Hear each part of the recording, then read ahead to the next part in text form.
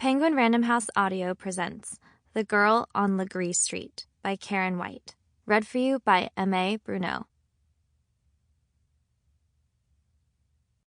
To Claire White Cobalt, who's known me longer than just about everybody and who likes me anyway. Thanks for your friendship. Chapter 1.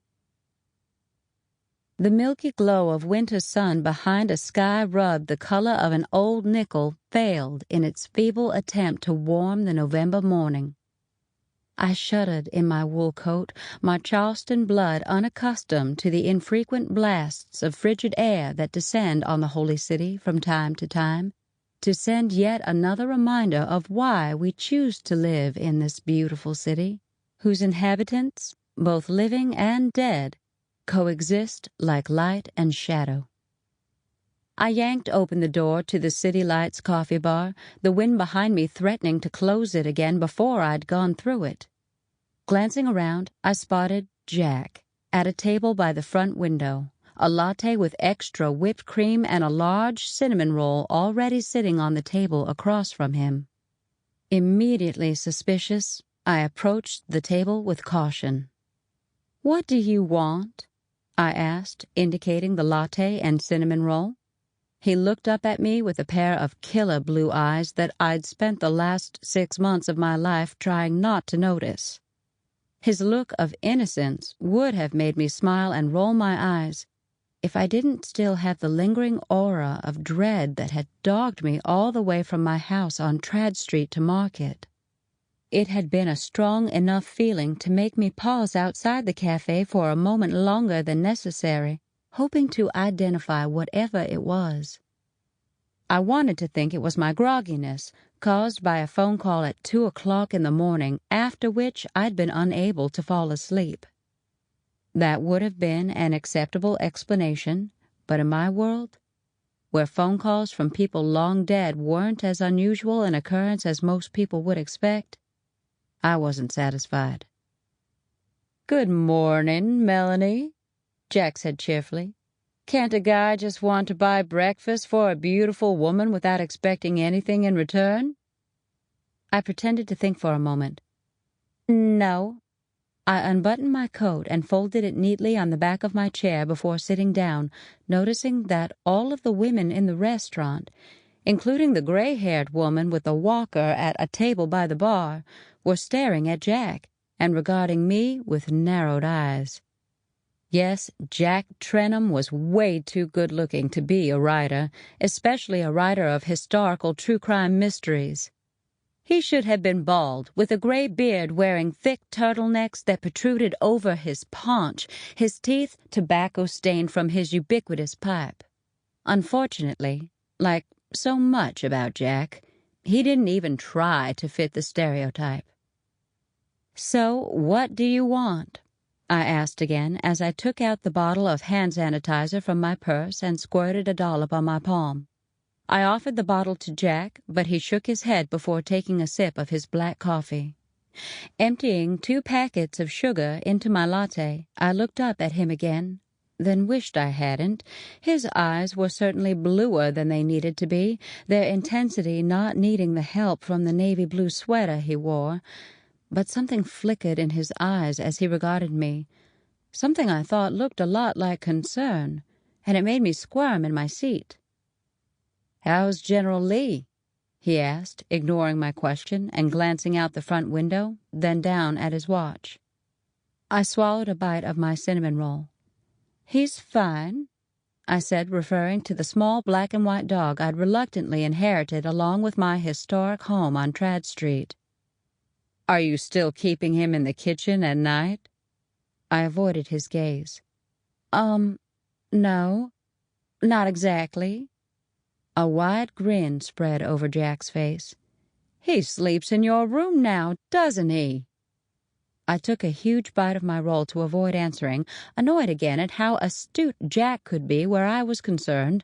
After having failed to foist General Lee off on my best friend, Dr. Sophie Wallen, who turned out to be allergic, I'd sworn to all who would listen that I wasn't a dog person and had no intention of actually keeping the animal. He's sleeping at the foot of your bed now, isn't he?" Jack couldn't keep the glee from his voice. I took a long sip of my latte, studiously avoiding looking at him. Jack crossed his arms over his chest and slid back in his chair, a smug look on his face. "He's on the pillow next to you, too, right?" "Fine," I said, slamming down my coffee mug. "He wouldn't sleep anywhere else, okay? He'd cry if I left him in the kitchen, and when I brought him up to my room, he'd sit next to the bed staring up at me all night until I brought him up there with me. Sleeping on my pillow was his idea." I slid the mug away from me. It's not like I actually like him or anything. He just seemed lonely. Jack leaned forward, his elbows on the table. "Maybe I should pretend I'm lonely and look up at you with sad puppy eyes and see what happens."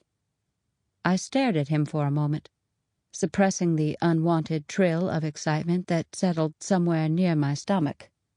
"You'd end up in a crate in the kitchen." I pushed my empty plate away and signaled the waitress for another. Jack laughed, then shook his head. "You know, one day those calories are actually going to stick to you, and you'll have to watch what you eat like the rest of us mortals." I shrugged. "I can't help it. It's hereditary. My maternal grandmother was as slim as a reed until the day she died, and she ate like a linebacker. Is your mother the same way?" My eyes met Jack's, and I saw he wasn't smiling anymore. "I wouldn't know, would I? I haven't seen her in more than 30 years. This wasn't precisely the truth. I had accidentally spotted the famous soprano Ginnette Prioleau several times while surfing channels on the television, the remote control in my hand unable to flip quickly enough from the PBS station broadcasting a production of the Metropolitan Opera. The exact truth was that my mother was still as slender and as beautiful as she'd been when she abandoned her 7-year-old daughter without a backward glance. The darkness that had been hovering over me all morning now seemed to descend on our corner table, obscuring the light as if someone had hit a dimmer switch. I fought a wave of nausea as the hairs on the back of my neck rose, and I looked at Jack in panic to see if he'd noticed a change too. But he was too busy staring past my shoulder to notice anything else. "You look a lot like her, you know." Jack's eyes slid back to mine, and I saw his look of concern quickly switch to one of apology. "Oh, God, Jack, you didn't!" I made a move to stand, but he placed a hand on my arm.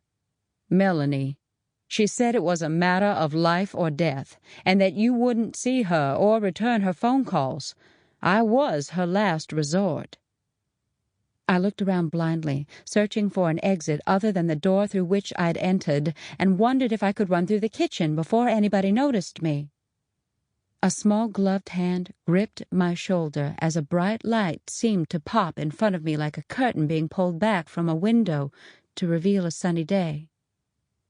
The darkness dispelled as she squeezed my shoulder and dropped her hand, but the light remained, leaving me to wonder if the sigh and whisper I'd heard as the darkness dispelled had been only in my imagination. I looked up into the face of the woman who'd once been the world to me, when I was too small to understand the vagaries of human nature and that calling somebody mother didn't always mean what you wanted it to. "Hello, Millie," she said in a soft, melodious voice that had haunted my dreams for years until I'd grown old enough to believe that I didn't need to hear my mother's voice anymore. I winced at the sound of the nickname she'd given me, the nickname I'd never let anybody call me until I'd met Jack, who persisted in calling me Mellie regardless of whether I wanted him to. I faced Jack, and my fury easily turned on him. "You set this up, didn't you?